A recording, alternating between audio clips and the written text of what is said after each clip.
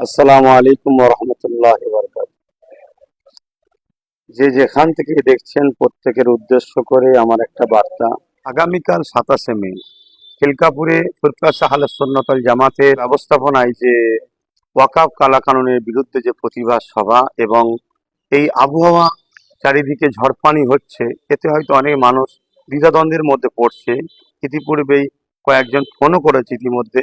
মনে রাখবেন একটা কথা, কোনো অবস্থাতেই আমাদের প্রোগ্রাম বন্ধ হচ্ছে না ইনশাল্লাহ। কেন, ঝড় পানি এটা তো স্বাভাবিক হবে, এটা সৃষ্টিকর্তার হুকুম হবে। আর এটাও তো হতে পারে তিনি আমাদেরকে পরীক্ষা নিচ্ছেন। আর আমাদের আন্দোলন সংবিধান বাঁচানো এবং ইসলাম ধর্মের ঐতিহ্য মসজিদ মাদ্রাসা কবরস্থান খানকা যেটা ওয়াকফ সম্পদ, এটাকে বাঁচাবার লড়াইয়েতে এই সামান্য ঝড় পানিকে দেখে আমাদের পিছিয়ে গেলে বা ঘরে বসে গেলে এটা আমাদের চলবে না। তাই ইনশাল্লাহ কোনোভাবেই আমাদের এই প্রোগ্রাম বন্ধ হচ্ছে না। যাই হোক, ঝড় হোক, পানি হোক, তুফান হোক, ইতিপূর্বে আমরা বহুত প্রোগ্রাম ভিজে ভিজে কাদাতে করেছি।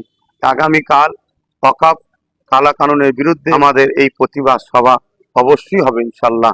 কোনোভাবেই আমরা এই প্রতিবাদ সভাকে বন্ধ করে দিয়ে, বানচাল করে দিয়ে, আবহাওয়ার দোহাই দিয়ে পিছিয়ে থাকবো, এটা ইমানদার হিসাবে আমাদের ঠিক কাম্য হবে না।